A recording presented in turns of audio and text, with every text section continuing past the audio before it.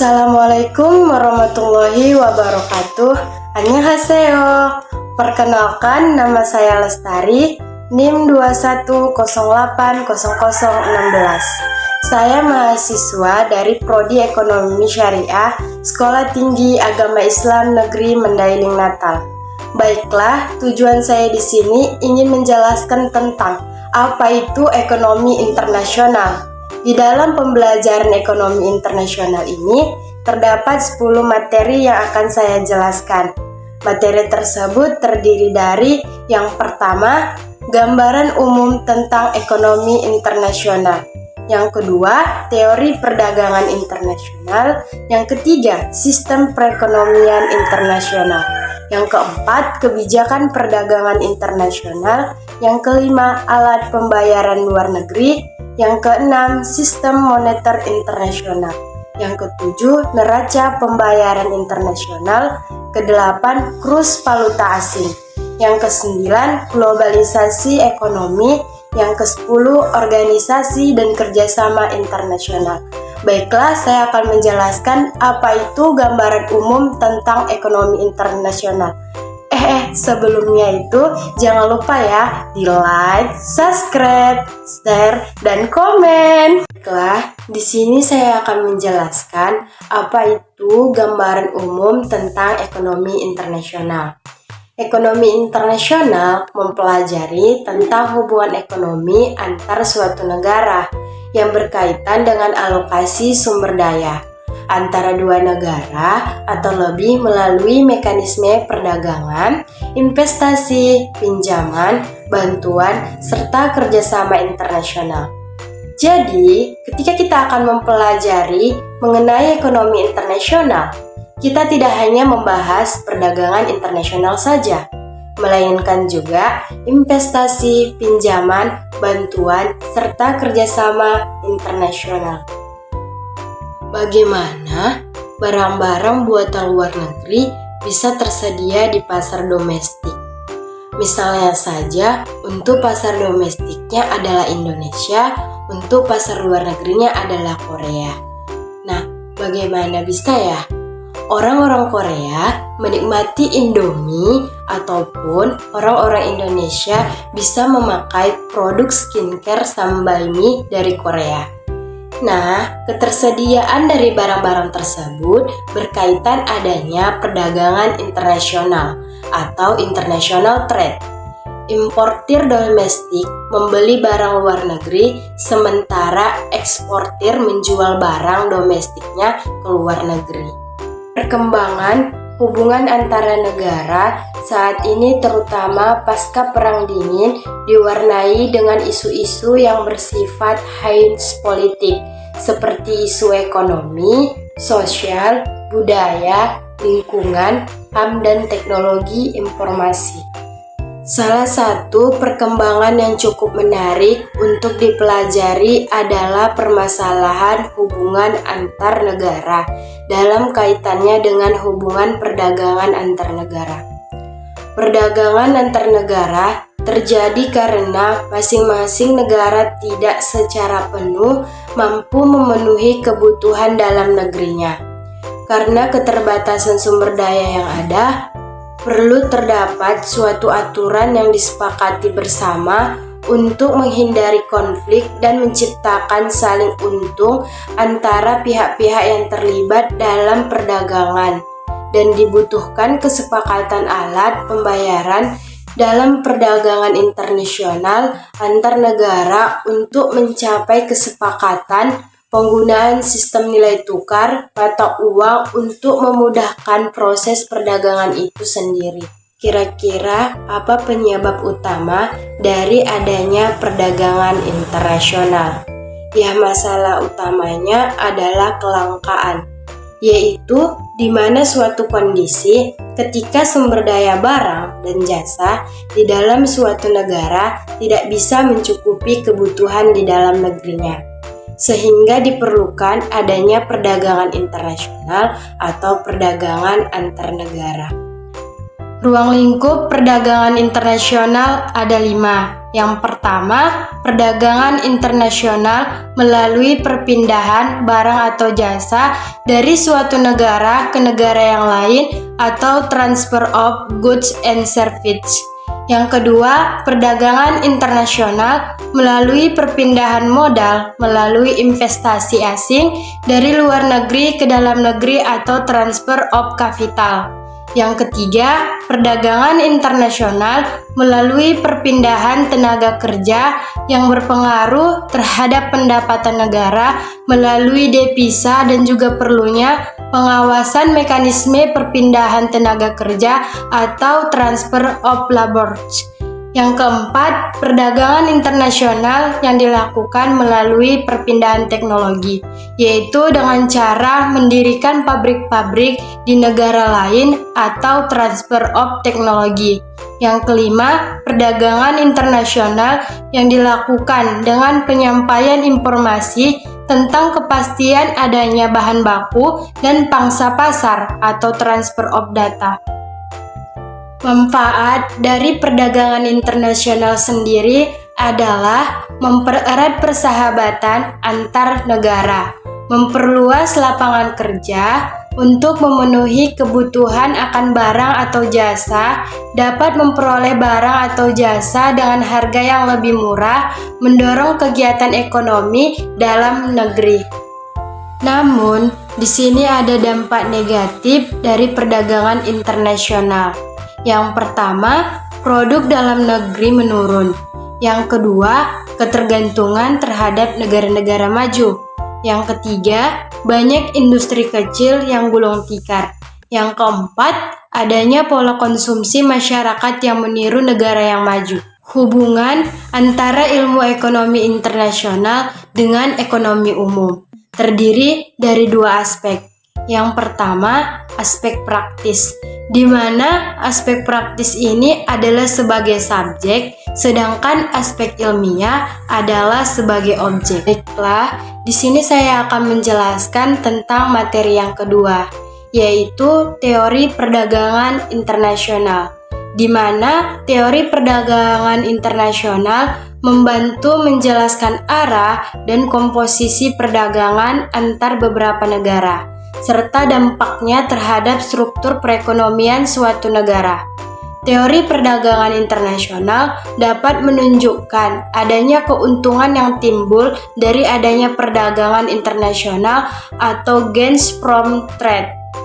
Ada dua teori perdagangan internasional, yaitu teori perdagangan klasik dan teori perdagangan modern, di mana teori perdagangan klasik ini terdapat menjadi 3 bagian.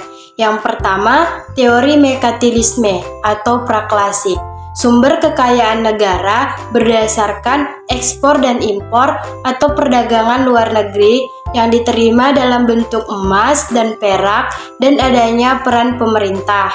Yang kedua, teori Adam Smith, perang penting mekanisme pasar, tidak ada investasi pemerintah, terdapat free trade atau perdagangan bebas, pembagian produksi, pemahaman Adam Smith hanya 2 barang yang diperdagangkan dalam 2 negara, mengabaikan biaya-biaya produksi dan transaksi.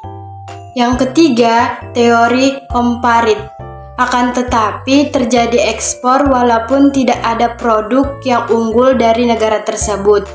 Akan tetapi negara tersebut harus mengorbankan salah satu produknya yang biaya produksinya yang rendah. Sedangkan teori modern atau teori HO, teori ini mengatakan jika negara yang memiliki faktor produksi tinggi dan biaya produksi murah akan cenderung melakukan ekspor dengan spesialisasi produk. Sebaliknya, jika negara memiliki faktor produksi langka dan biaya produksi mahal, akan cenderung melakukan impor dari negara lain. Atau teori perdagangan klasik. Teori yang pertama, Absolute at Market, yang dicetuskan oleh Adam Smith dengan rumus GDP sama dengan C tambah I tambah G atau X dikurang M. Teori ini berdasarkan pada besaran atau variabel real. bukan moneter, sehingga dikenal dengan nama teori murni atau Warentorch. Nilai suatu barang diukur dengan adanya banyak tenaga kerja yang digunakan untuk menghasilkan barang. Makin banyak tenaga kerja yang digunakan, maka makin tinggi nilai barang tersebut, atau labor rhetoric of value. Teori ini, tenaga kerja ini sifatnya sederhana. Hanya ada dua negara dan tenaga kerja bersifat homogen, serta satu-satunya faktor produksi. Untuk lebih jelasnya, marilah kita melihat pada tabel. Banyaknya tenaga kerja yang dibutuhkan per unit, misalnya saja produk adalah gandum atau variabel X, kemudian yang kedua adalah pakaian atau variabel Y. Sedangkan negara adalah Amerika atau A dan Inggris atau B. Kita lihat bahwa dalam memproduksi gandum, Amerika membutuhkan 8 unit tenaga kerja. Sedangkan bagi Inggris, dalam memproduksi gandum, ia membutuhkan 10 unit tenaga kerja. Sedangkan untuk memproduksi pakaian, Amerika membutuhkan 4 unit tenaga kerja. Dan di Inggris membutuhkan 2 unit tenaga kerja. Di sini dapat disimpulkan bahwa Inggris sebaiknya fokus dalam memproduksi gandum, karena ia hanya memerlukan 8 unit tenaga kerja. Sedangkan Amerika sebaiknya fokus kepada memproduksi pakaian, karena ia hanya membutuhkan 2 unit tenaga kerja. Dan dapat disimpulkan bahwa Inggris akan menjual gandum dan membeli pakaian dari Amerika, sedangkan Amerika akan menjual pakaian dan membeli gandum dari Inggris. Baiklah, saya akan menjelaskan materi yang ketiga, yaitu sistem perekonomian internasional, di mana sistem ekonomi dalam perekonomian internasional menurut Amalia atau 2007 dapat dilihat dari analisis produksi dan konsumsi. Produksi tergantung dari konsumsi dan konsumsi tergantung dari harga wajar. Hal ini berlaku pada teori kepuasan konsumen, walaupun tanpa harus melihat perdagangan internasional. Baiklah, saya akan menjelaskan materi yang keempat, kebijakan perdagangan internasional. Kebijakan perdagangan internasional adalah rangkaian tindakan yang akan diambil untuk mengatasi kesulitan atau masalah hubungan perdagangan internasional guna melindungi kepentingan nasional. Tujuan kebijakan perdagangan internasional. Yang pertama, melindungi kepentingan dalam ekonomi internasional terhadap berbagai kemungkinan pengaruh buruk atau negatif dari berbagai negara lain. Yang kedua, melindungi kepentingan industri di dalam negeri dari berbagai kemungkinan persaingan yang tidak sehat maupun kondisi yang kurang menguntungkan. Yang ketiga, melindungi lapangan kerja agar bisa terlihat tetap tersedia. Yang keempat, mampu mendorong laju ekspor. Yang kelima, menjaga tingkat pertumbuhan ekonomi yang tinggi dan stabil. Kebijakan impor, tarif biaya masuk, kuota impor atau batas impor, larangan impor, substitusi impor atau pergantian barang, subsidi produk dalam negeri, dan ekspor. Kebijakan premi, pemberian biaya atau subsidi dalam pembebasan pajak, biaya produksi dengan harapan menciptakan harga yang mampu bersaing dan negara lain. Distribusi harga atau kebijakan harga, larangan ekspor, politik dumping. Selanjutnya, saya akan membahas materi yang kelima, yaitu alat pembayaran luar negeri atau sistem pembayaran internasional. Ada 6. Yang pertama, cash payment, sistem pembayaran tunai. Yang kedua, trade bill, pembayaran dengan wesel dagang. Yang ketiga, prepaid compensation pengalihan penyelesaian utang piutang.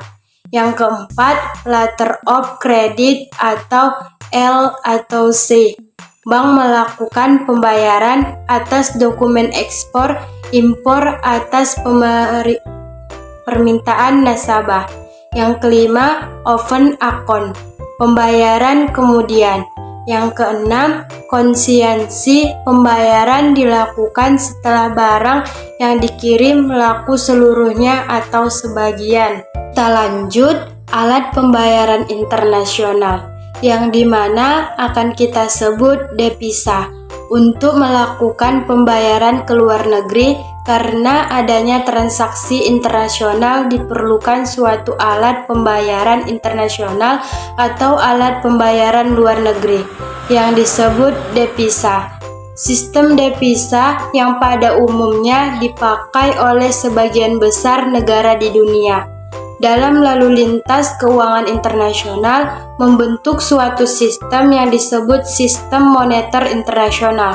Sistem devisa yang digunakan antar negara satu dengan negara lain berbeda-beda, karena setiap negara mempunyai mata uang sendiri yang diperlukan dalam perdagangan.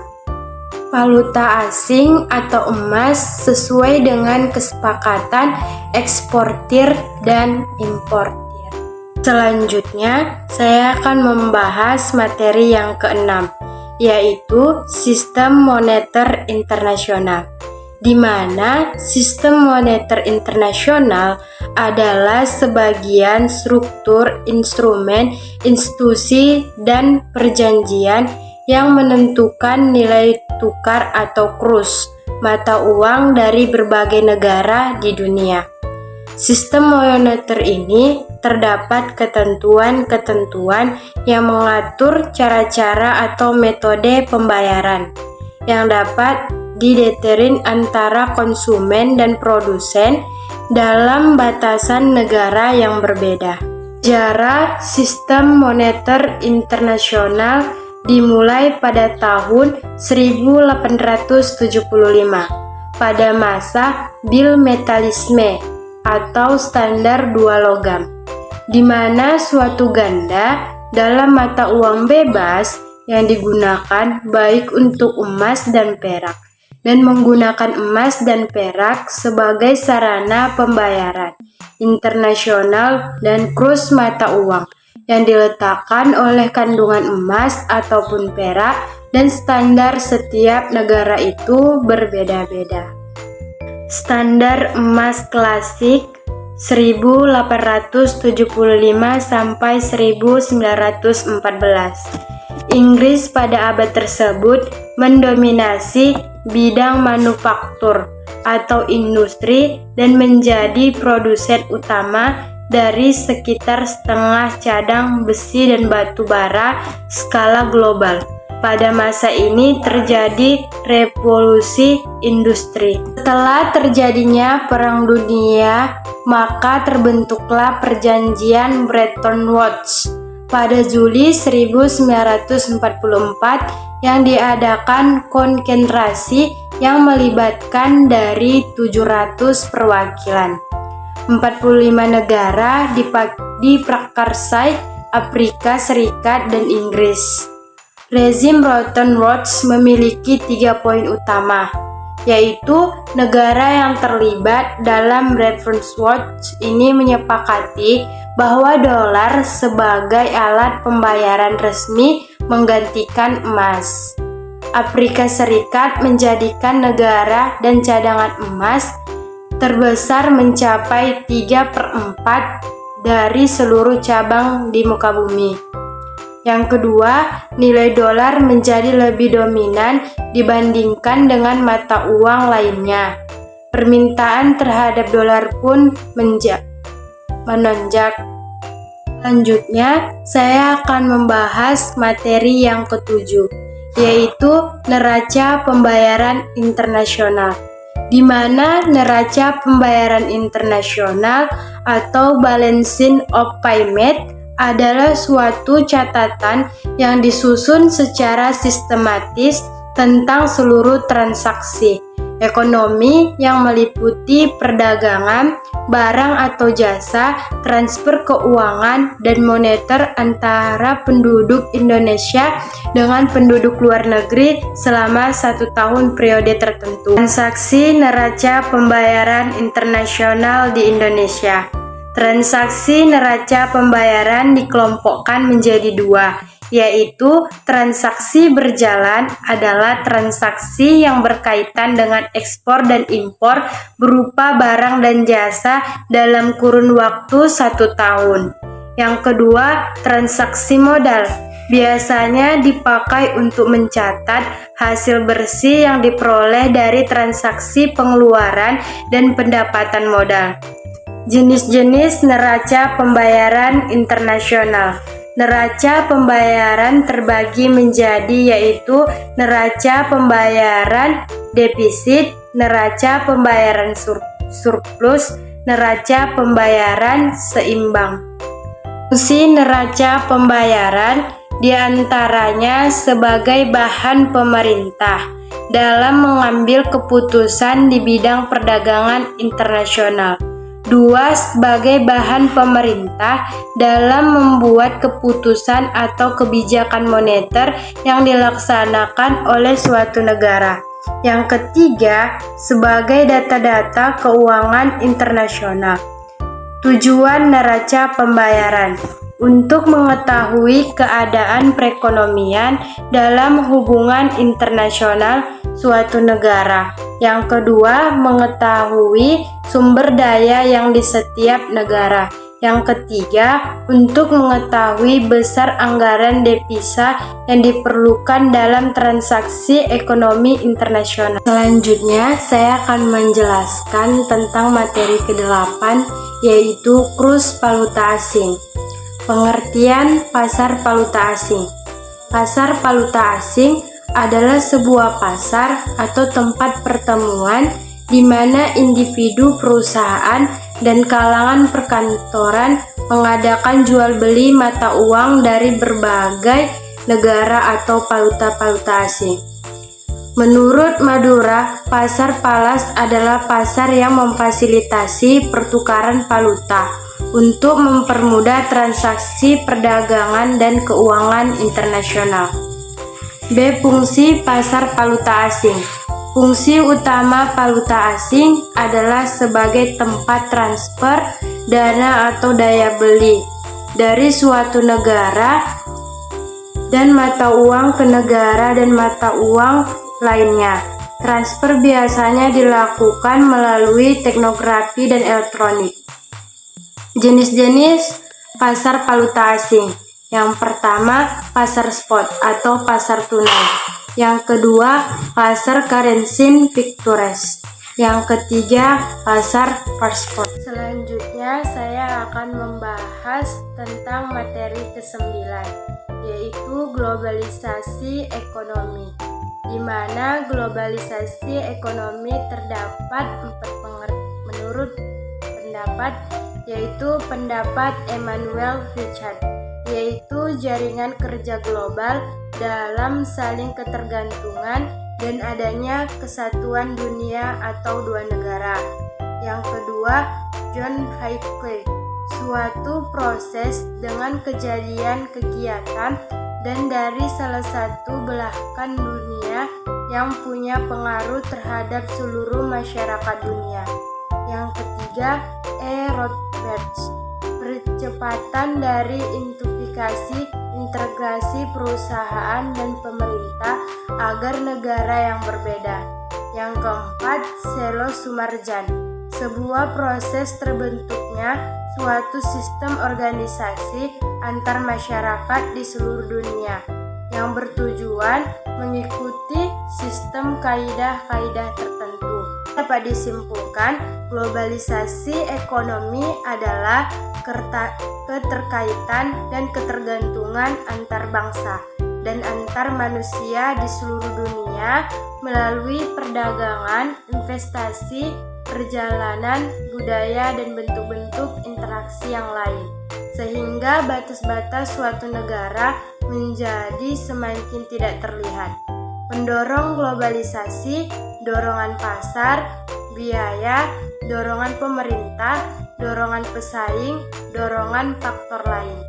Selanjutnya saya akan membahas materi yang ke-10, yaitu organisasi dan kerjasama ekonomi internasional, di mana kerjasama ekonomi internasional merupakan bentuk hubungan yang dilakukan suatu negara dengan negara lain untuk memenuhi kebutuhan rakyat dan kepentingan negara. Tujuan dari kerjasama ekonomi internasional yaitu meningkatkan perekonomian negara, meningkatkan taraf hidup bangsa, mencegah berlakunya peraturan yang menghambat perdagangan antar negara. Ketiga, manfaat meningkatkan keuangan negara, mendorong transfer teknologi. Demikianlah hasil penjelasan saya. Kurang dan lebihnya saya mohon maaf karena kesempurnaan hanyalah milik Tuhan dan kesalahan datang dari setan, kita hanyalah korban. Assalamualaikum warahmatullahi wabarakatuh.